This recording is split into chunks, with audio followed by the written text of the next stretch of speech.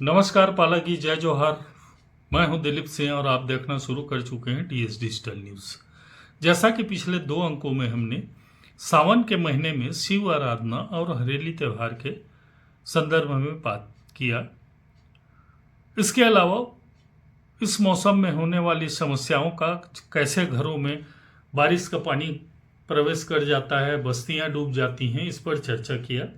साथ ही मवेशियों के संदर्भ में भी बात किया कि कैसे पहले के ज़माने में हरेली त्यौहार के बाद इन्हें घरों में बांध कर रखा जाता था और अब इसे खुले में छोड़ दिया जाता है।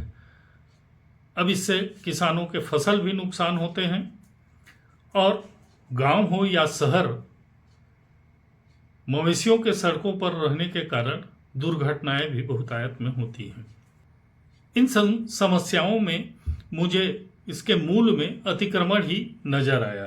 अब इस पर विचार करने और छानबीन करने में मुझे पता चला कि लगभग 15 से अधिक वर्षों पूर्व माननीय सर्वोच्च न्यायालय ने इस पर एक प्रकरण विशेष के तहत आदेश जारी किया था कि गांवों में, शहरों में किस प्रकार से अतिक्रमण हटाए जाएं और उसको किस प्रकार से व्यवस्था किया जाए।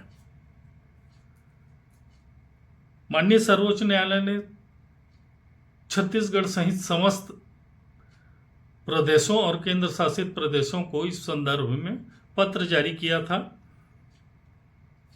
जहां तक छत्तीसगढ़ की बात है, यहां भी पत्र आया था और राजस्व एवं आपदा प्रबंधन मंत्रालय ने समस्त संभागायुक्तों और कलेक्टरों को पत्र जारी कर इस पर विस्तार से लिखा था कि कैसे इस पर काम करना है और नियत समय में करना है और उसकी जानकारी माननीय सर्वोच्च न्यायालय तक देना है। उस समय इस पर काम हुआ होगा, परंतु मुझे लगता है यह सिर्फ कागजों तक सीमित रह गया। धरातल पे यह दिखता नहीं है कि अतिक्रमण हटाए गए हैं। अब सरकारें इस पर क्यों कुछ नहीं कर पाई, इसको तो सरकार ही जाने और उस पर बैठी पार्टियां जो आज सत्ता में हो वो जाने या इसके पहले जो सत्ता में थी वो जाने। उनकी नीयत क्या है, क्यों इस पर काम नहीं करते हैं, ये वो जाने। दूसरी जो हमारी आज की सामाजिक संरचना है, उस पर सरकार के साथ न्यायपालिका की भी महत्वपूर्ण भूमिका रहती है। तो माननीय सर्वोच्च न्यायालय ने इस पर किया था काम और उसका पालन धरातल पे नहीं हो पाया है।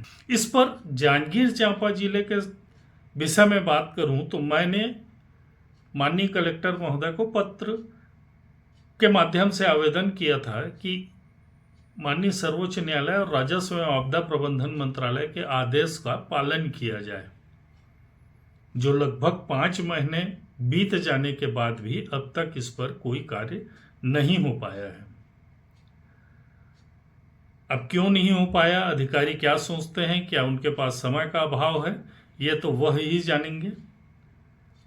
परंतु इसके आगे मैं अब माननीय उच्च न्यायालय बिलासपुर में जाकर इस विषय को रखने के लिए अपने अधिवक्ता से संपर्क किया हूं और इस पर काम चल रहा है। और मैंने माननीय विधायक जी से भी इस पर चर्चा किया है कि वे विधानसभा के पटल पर इसे रखें और इस पर चर्चा हो। तो बरसात की क्या मुख्य समस्याएं हैं और उसका समाधान कहाँ पर है, इस बारे में हमने इस अंक में बात किया। आपको यह अंक कैसा लगा, अपने विचार जरूर रखें। लाइक, शेयर, सब्सक्राइब करना बिल्कुल ना भूलें। नमस्कार, जय जोहार, पालागी।